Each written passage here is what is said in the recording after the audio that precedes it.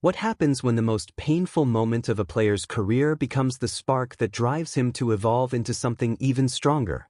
One pitch, one slider, one swing that sent shockwaves through an entire fan base. But the real question isn't about the pitch itself. The real question is what it reveals about the man who refuses to hide from that moment, who studies it quietly, and then returns sharper and more dangerous than before. Hello Jays Nation, and welcome to Blue Jays Report, your go-to destination for the latest Toronto Blue Jays updates. Today we're diving into one of the most powerful redemption stories heading into the 2026 season, the return, the transformation, and the relentless determination of closer Jeff Hoffman. If you're new here, make sure to subscribe and turn on notifications because we bring you Blue Jays coverage every single day. Now let's get into it. The moment everyone remembers came in the ninth inning of Game 7. The Blue Jays were just 4 outs away from their first World Series title since 1993. Jeff Hoffman walked onto the mound at Dodger Stadium carrying the hopes of an entire city. Then came the decisive 3-2 pitch to Miguel Rojas.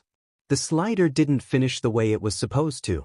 It drifted too much into the strike zone, and Rojas sent it soaring over the left field wall for a dramatic game-tying home run. The game eventually slipped away from Toronto in an agonizing 5-4 loss after 11 innings. After the game, Hoffman didn't hide behind excuses.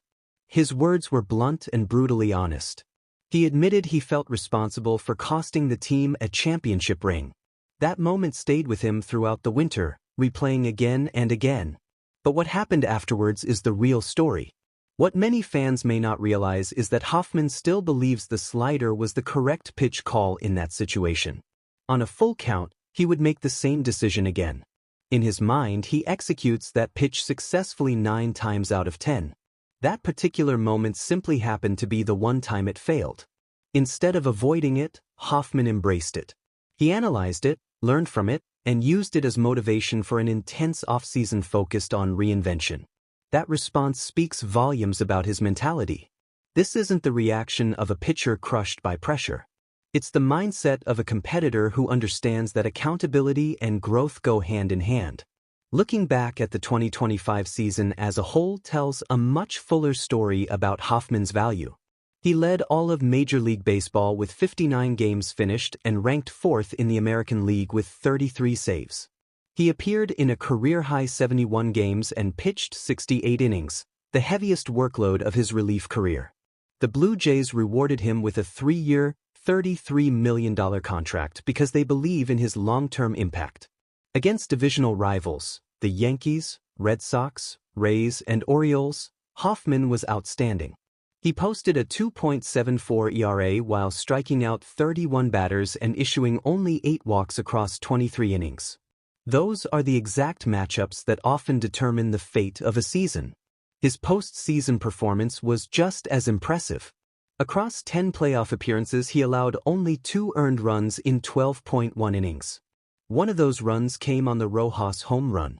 The other came in a game Toronto won 5-2 to clinch the American League Championship Series against the Yankees. For most closers, that type of postseason line would define a career. Manager John Schneider hasn't wavered in his support. During their spring meeting, he told Hoffman directly that the 9th inning still belongs to him. Schneider later reinforced that belief publicly, stating he is completely confident in Hoffman as the Blue Jays closer heading into 2026. At the same time, the Blue Jays are building a bullpen with remarkable depth and versatility. Tyler Rogers recently joined the team on a 3-year, $37 million deal, a contract that actually exceeds Hoffman's in total value. Rogers was one of the most durable and effective relievers in baseball in 2025, appearing in a league-leading 81 games with a remarkable 1.98 ERA. Even more fascinating is his delivery. Rogers throws from an extreme arm angle of -61 degrees, one of the most unusual release points in professional baseball. That unique style creates a completely different visual challenge for hitters. Add Hoffman's high strikeout arsenal to Rogers' unconventional delivery and suddenly Toronto has 2 completely different weapons attacking hitters from opposite ends of the pitching spectrum. The bullpen depth continues with Louis Varland, who set a postseason record by appearing 15 times during last year's playoffs while generating elite ground ball rates with a fastball touching 98 miles per hour. Meanwhile, Yimi Garcia, who underwent elbow surgery late in 2025, isn't expected to be ready for opening day but is progressing toward a mid-season return that could provide another major boost. Hoffman himself has also been adjusting his approach. His pitch mix is evolving. The slider, responsible for a remarkable 47.4% swing and miss rate, is returning as a central weapon after being used less frequently last season. His splitter, which already produces whiffs at a 31.8% rate, has been refined with grip adjustments designed to create sharper downward movement against left-handed hitters. Meanwhile, the fastball that accounted for most of the home runs he allowed last season is being used more selectively. This isn't guesswork. It's a carefully designed evolution between a motivated pitcher and one of baseball's most analytically advanced organizations. The bottom line, Jays Nation, is simple. Jeff Hoffman hasn't buried the memory of Game 7. He's taken it apart piece by piece, studied it, and used it as the foundation for becoming a better pitcher. His journey with the Blue Jays stretches back years. The franchise originally drafted him in 2014 before trading him the following season. It took nearly a decade of perseverance before he returned to Toronto and stood on a World Series mound wearing that uniform. That story doesn't end with a single pitch. Everything about Hoffman's preparation, mindset, and the bullpen structure forming around him suggests that 2026 could be a very different chapter. So here's the question for you, Jays Nation.